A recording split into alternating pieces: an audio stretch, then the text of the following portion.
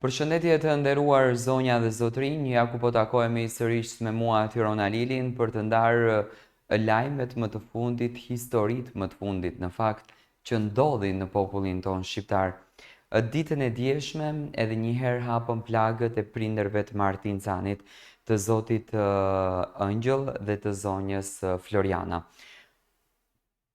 Videoja e cila u transmetua dhe më pas është ndaluar për ta transmetuar ne në për rrjete sociale, tregonte qartazi momentin se si e kanë vrarë dhe se si e kanë therr Martin Canin. Gazetari i njohur Eraldo Harlicaj ka publikuar këtë video dhe më pas e ka sqaruar në detaje këtë moment.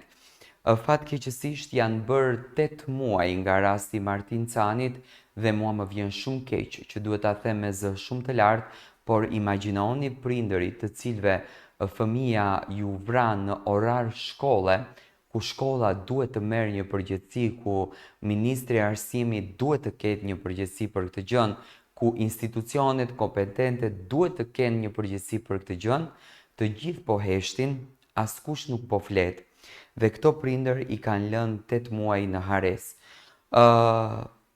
Unë gjithmonë e kam thënë, në qoftë se Mario ka nevojë për edukim. Mario ka nevojë që t'i tregohet që ka bërë një super gabim të madh.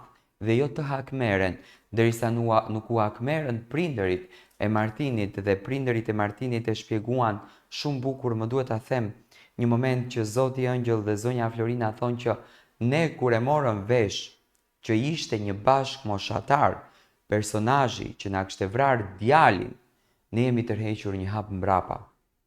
Dhe shteti në rastin e Marios duhet të tërhiqet një hap mbrapa dhe duhet të mbyllet ligji në atë moment, por duhet merret dhe duhet të edukohet dhe duhet punohet me atë djalë që të heqën atë egon e tij të kapos dhe të kthehet në një çun i rregullt me shkollë dhe të kupton gabimin që e ka bërë.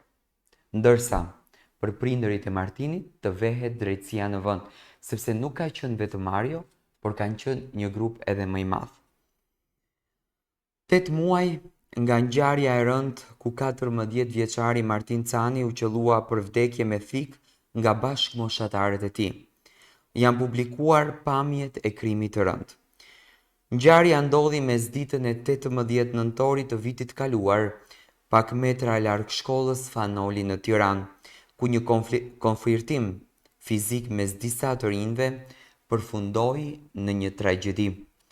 14 vjeçari Martin Cani u godit me thik në zemër nga bashkëmoshatari i tij, Mario Përlleshaj, ndërkohë që nuk mundi t'i mbijetonte plagës së marr. Në një kohë kur kalvari vuajtjeve është duke vijuar për familjarët e Martinit në sallën e gjyqit, ku edhe po kërkojnë me zë të lartë drejtësi për birin e tyre, gazetari Eraldo Harlicaj ka publikuar për herë të parë pamjet nga dita e ngjarjes. Në video shihen 2 të rinj, Martin Cani dhe Mario Përlleshaj, teksa ecin të dy krah për krah me njëri tjetrin, ndërkohë që mbrapa po i ndjekin shokët, mes tyre dhe Luis Meçaj, miku i 14 vjeçarit i cili po ashtu mbeti i plagosur në këtë ngjarje të rëndë. Të rinjt u futën në një rrugë e cila nuk është e monitoruar nga kamerat, ndërkohë që pas disa minutave ata shihen duke vrapuar.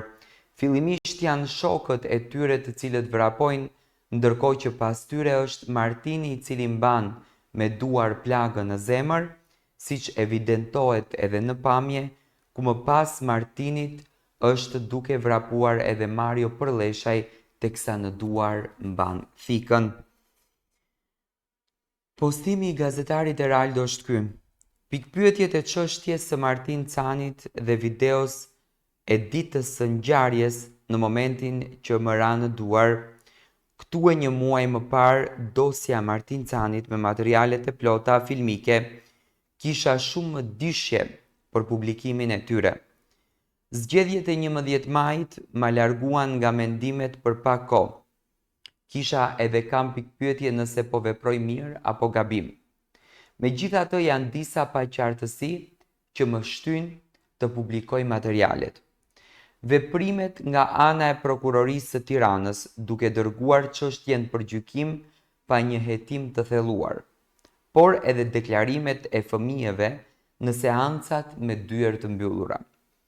Në video shihen qartë Martini dhe Mario që u prin shokëve dhe shkojnë për t'u sqaruar në thonjza te vendi i ngjarjes, të ndjekur nga miqtë e tyre të identifikuar në momentin e bisedës mes tyre, referuar dhe deklarimeve në gjyq, ka qenë një nga djemt e tjerë e Jo Martini që ka goditur i pari Mario në hund.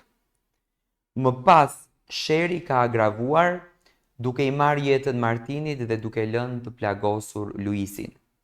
Tragjedia ka ndodhur më pak se 1 minutë. Në pamjet filmike, duke ikur, shihet vetëm një thik në dorën e Marios dhe Martini që vrapon duke mbajtur dorën në krahëror. Mario më pas kthehet te vendi i krimit, pasi i ka rënë këpuca dhe shkon të arimar, pritet nga 2 djemt të tjerë që ndodhen aty. Luisi, shoku i plagosur i Martinit, në seancën gjyqësore, u ka treguar gjyqtarëve, por edhe prokurores Alma Felaj, plagët e tij. Ai qëndroni des se kanë qenë 2 persona që kanë goditur me thik, duke kërkuar rihetim të ngjarjes.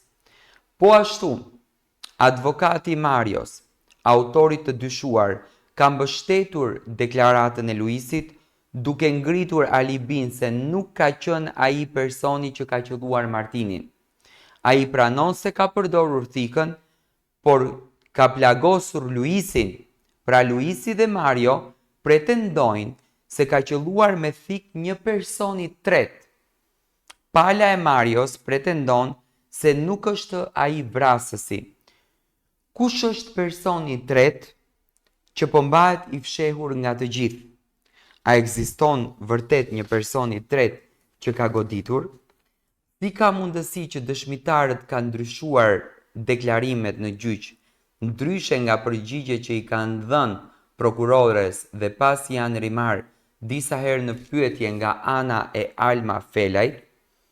Kush është i rrituri që ka goditur me shpull Martinin ditën e premte, që unë në fakt e kam ngritur zërin shumë për këtë, edhe në videot e tjera, do me thënë askush nuk e nxjerrën emrin e personit të rritur i cili ka goditur Martinin ditën e premte në shkollë, dhe Martini ka shkuar në shtëpi, ka bërë dhe video që ju të më bëni çfarë të më bëni, por për mua do t'ju akmeret një popull i tërë.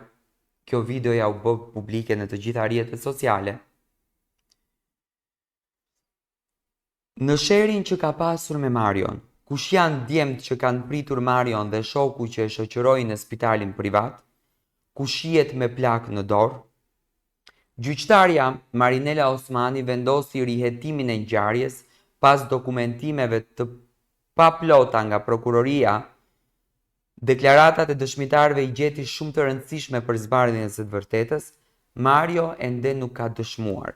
Ditën e mërkurë është seanca e radhës, ku është thirrur përpara gjykatës personi i rritur që ka goditur Martinin ditën e premte me shëpull.